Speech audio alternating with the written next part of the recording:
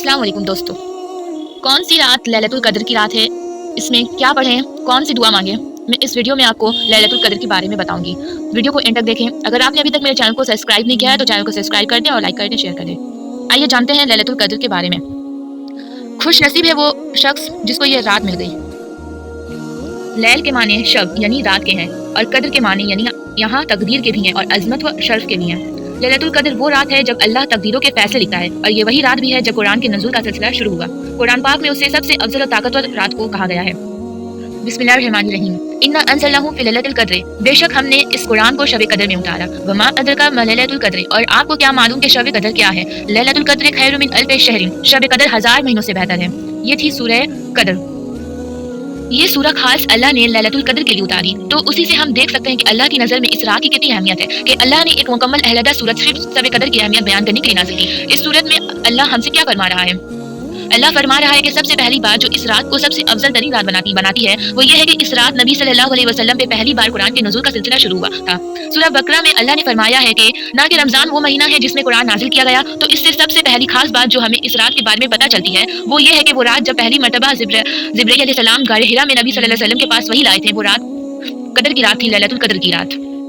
सूरह कद्र की दूसरी आयत में अल्लाह हमसे फरमा रहा है कि और आपको क्या मालूम कि शब कद्र क्या है। इसका क्या मतलब हुआ? इसका मतलब यह है कि इस रात को कोई मामूली रात ना समझो, क्योंकि इस रात अल्लाह ने तमाम इंसानियत पर अपने फरिश्ते के जरिए भलाई उतारी थी। कौन सी भलाई? ये भलाई कि अल्लाह ने इस रात हमें हिदायत की रोशनी दिखाई, अल्लाह ने हमें अपने कलाम के जरिए सीधी राह दिखाई। इसलिए अल्लाह हमें मुखातिब करके फरमा रहा है कि आप इस रात भी बाकी रातों की तरह हाथ पे हाथ धर कर ना बैठ जाना, बल्कि हिदायत की इस रोशनी के जानिब चल पड़ना जिसका आगाज अल्लाह ने शब कद्र से किया था, यानी अल्लाह की तरफ लौट आना। फिर अल्लाह फरमाते हैं कि शब कद्र 1000 महीनों से बेहतर है। अब यहाँ 1000 महीनों से मुराद सिर्फ 83 साल और 4 महीने नहीं है, बल्कि अल्लाह ने 1000 का लफ्ज़ बड़ी तादाद का तस्वर दिलाने के लिए इस्तेमाल किया है।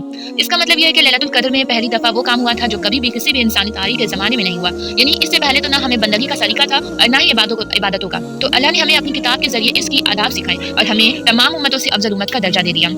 इसलिए शब कद्र 1000 महीनों से बेहतर है, क्योंकि इस एक रात ने नस्लों की नस्लें बदल दी और इसीलिए इस रात में अल्लाह के लिए किया जाने वाला हर अमल बाकी रातों में किए जाने वाले तमाम अमाल से अफजल है। अब सवाल आता है कि ये रात कब आती है।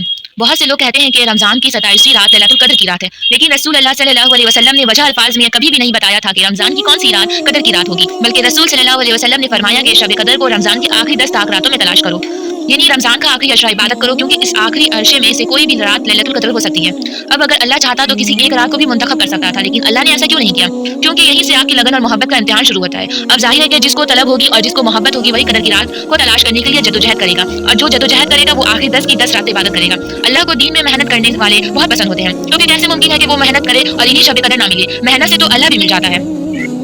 दूसरी बात जो लैलतुल कद्र को बाकी रातों से अफजल बनाती है वो है तकदीरों का बदलना। सूरह दुखान की आयत नंबर 4 में अल्लाह फरमाता है, इस रात हर मामले का हकीमाना फैसला सुना दिया जाता है। यहाँ लैलतुल कद्र की बात की जा रही है, यानी लैलतुल कद्र बाकी आम रातों जैसी नहीं है, बल्कि ये तो किस्मतों के बनाने और बिगाड़ने की रात है। अल्लाह इस रात साल भर के फैसले सुना देता है और सारी दुनिया की तकदीर उन फैसलों के लिहाज से बदल देता है। तो दूसरी बात जो इस रात को खास बनाती है वो यही है कि ये रात सबसे बड़ा मौका है अल्लाह से अपनी तकदीर में भलाई मांगने का। ये रात बड़े नसीब वालों को मिलती है और जिनको मिलती है उनके नसीब रोशन हो जाते हैं, वो खुश नसीबों में हो जाते हैं।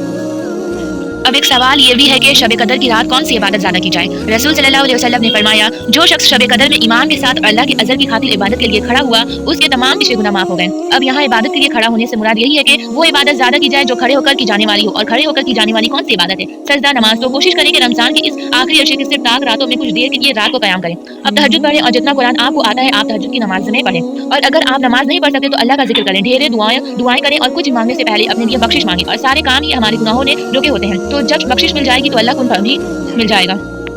अगर अल्लाह ने आपको ये रमजान देखने का मौका दिया है तो इस मौके का पूरा फायदा उठाएं। क्या पता अगली दफा ये रमजान नसीब हो या ना हो। रमजान का आखिरी अरसा शुरू होने जा रहा है, तो बस दिल से नियत कर लें कि आपने रमजान की इन आखिरी 10 रातों में इतनी लगन से इबादत करनी है कि अल्लाह आपकी आंखों को लैलतुल कद्र का गवाह बना दे। हज़रत आयशा रज़ियल्लाहु अन्हा फरमाती हैं कि रमजान के आखिरी अरसे में रसूल सल्लल्लाहु अलैहि वसल्लम अपना तहव्वुद मजबूती से बांध लेते थे, यानी अपने कमर कस लेते थे, और उन रातों में आप खुद भी जागते थे और दूसरों को भी जगाते थे, यानी इतने जोर व शोर से रसूल सल्लल्लाहु अलैहि वसल्लम इन आखिरी 10 रातों में इबादत का एहतमाम करते थे। तो आपने भी कमर कस लेनी है अपनी और अल्लाह को राजी करके ही दम लेना है। तकदीरों के बदलने की रात है ये, तो आप भी अल्लाह के हुजूर सजदा रेज़ होकर इल्तिजा करें, इंशाअल्लाह वो आपकी तकदीर भी बदल देगा। और जैसे ये रात हमारे लिए 1400 साल पहले भलाई और बेहतरी लाई थी, वैसे ये रात अभी हम सब के लिए बहुत मुबारक रात साबित होगी।